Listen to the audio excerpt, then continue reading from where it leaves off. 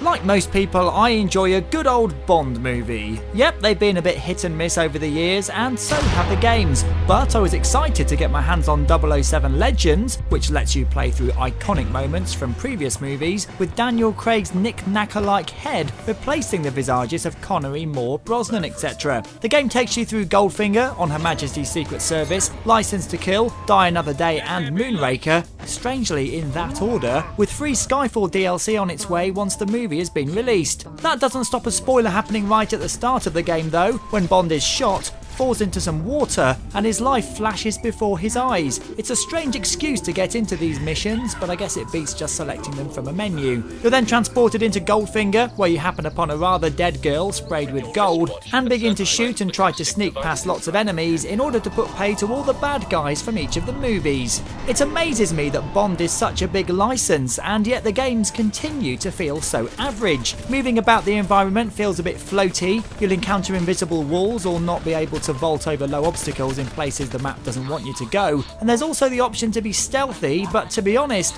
unless you're in a part of the game where being discovered ends the mission, there's no real point to it. You may as well just go hell for leather and shoot everyone in your way as you rush to the next objective marker. To mix things up a bit, there are moments when you must scan things with your mobile phone to reveal fingerprints on keypads or secret areas and take pictures of evidence. These also become annoying as the sweet spot for interacting with these is so small, you end up adjusting by micro amounts before the prompt comes on screen. There are also moments when you're not on foot. The skiing section is just a horrible part of the game with the worst controls I've played in a long time, and there's a small driving section in there too, where your car just doesn't feel like it's actually driving anywhere. It sort of floats in the middle of the screen. There are also some laughable punch-up sequences too, where your opponents seem to just present their ribs to you like a punch bag. There are some saving graces though. Although the graphics are inconsistent, most of the likenesses and sound-alike voices are great, giving real authenticity to the game. Drax, Jaws, Blofeld and Goldfinger all look fantastic, but it is strange that Jinx and Dr. Goodhead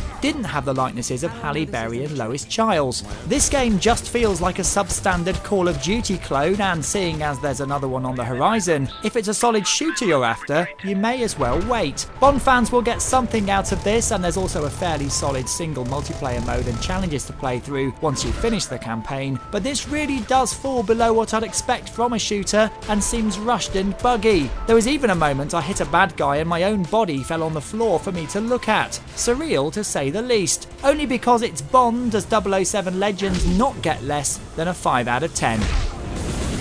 You've been watching a review from Gamesweasel. If you want to get the show each week, which includes video game reviews, news, previews, competitions and special features, then head over to Gamesweasel.com for our video podcast, Gamesweasel TV. Gamesweasel.com